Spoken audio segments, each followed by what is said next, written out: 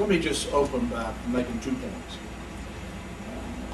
These legislators behind me in the House and Senate have been faced with dealing with how to have a fair, permanent, sustainable method of fully funding our Medicaid program.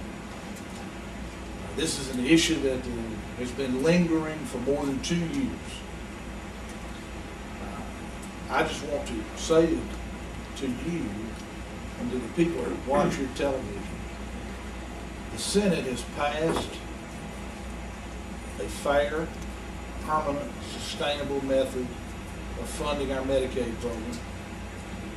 It will require hospitals to pay an additional 0.6 of 1% of their gross revenue in taxes, the same amount that they had been paying all the way back to 1993. But the hospitals, for paying this tax, will get back $6 for every dollar they pay in.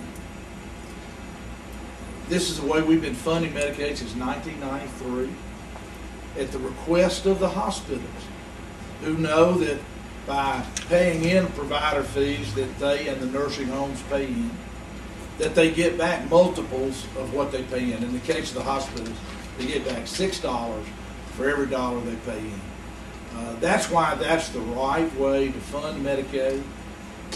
Unfortunately, the House leadership has refused to go along with that, even though all of them voted for this in 2001, when the House unanimously passed a hospital tax in order to fund Medicaid. I would simply say to those who claim that hospitals paying 0.6% of their gross revenue will cause people's insurance premiums to go up, or hospital bills to go up, that's baloney.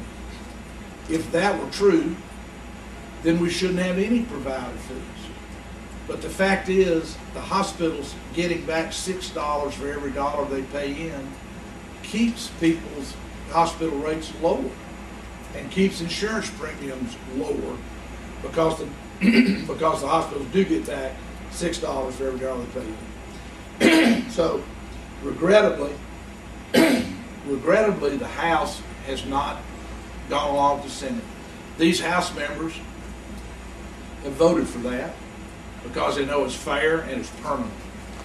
The House leadership has pushed a cigarette tax, but they have failed to pass it. They failed to pass it twice in this special session.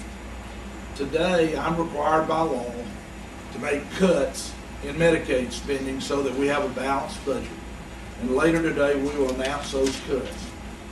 The cuts are bad. It's a terrible thing, but it's the law. When I got elected governor, I stood up in front of the Capitol and I swore an oath to obey the law and obey the Constitution of Mississippi. The law requires these cuts very specifically.